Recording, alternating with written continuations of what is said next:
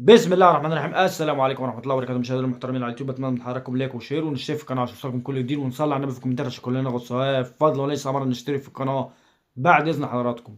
صفقه حامد حمدان طارت يا جماعه.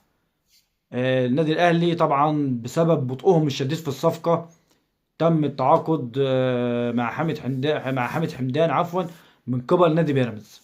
تمام. النادي الاهلي كان حاطط بلان ايه تعاقد مع حامد حمدان، يعني لحد دلوقتي مجلس الإدارة لم يعني ما وصلش الحلول مع اليو ديانج لحد دلوقتي. تمام. ولم يتم الاتفاق. تمام. فالنادي الاهلي كان حاطط بلان ايه التعاقد مع حامد حمدان. صفقة حامد حمدان طارت وبقى في بيراميدز دلوقتي بشكل رسمي. بلان بي التعاقد مع حمدي فتحي. ايضا حمدي فتحي خلص مع نادي بيراميدز.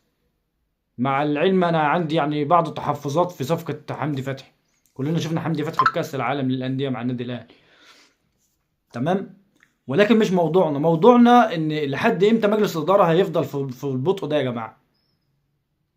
انت بتاخد وقت كبير جدا كمجلس إدارة في ان انت يعني تتخلص صفقة او تتعاقد مع صفقة. ما تنساش ان انت معاك نادي بيراميدز ده، محدش بيحاسبه ولا حد بيقول له انت دفعت كتير ولا دفعت قليل ولا اي حاجة. فطبيعي انت اي صفقة هتدخل فيها هو يعني هينافسك عليها وهيكسب. هياخدها. لان ده محدش بيحاسبه، ده بيدفع وبيدفع اللي هو عايزه. حتى لو كان اللاعب ده يعني معلش هيجيبه غالي، ولكن يضيع، المهم انه يضيع عليك الصفقة. حتى وان كان هو مش في احتياج للصفقة دي، ولكن المهم ان هو يضيع عليك الصفقة دي. مش انا اللي هقول لكم يا جماعة، كلنا عارفين نادي بيراميدز ده معمول ليه اصلا، او كان ايه هدفه من الاساس. هدفه ان هو يعني يهدم استقرار النادي الاهلي.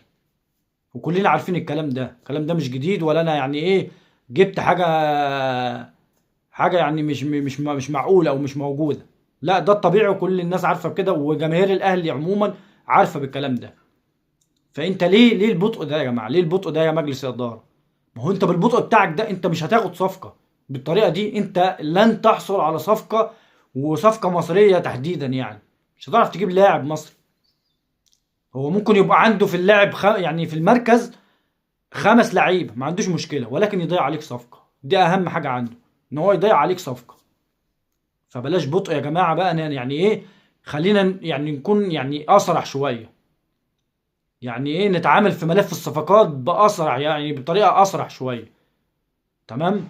النهاردة 3 يناير 2026، كل سنة وانتم طيبين. يعني خلاص بقى باقي 36 يوم على موسم الانتقالات. لحد دلوقتي مفيش ولا لاعب تم التعاقد معاه.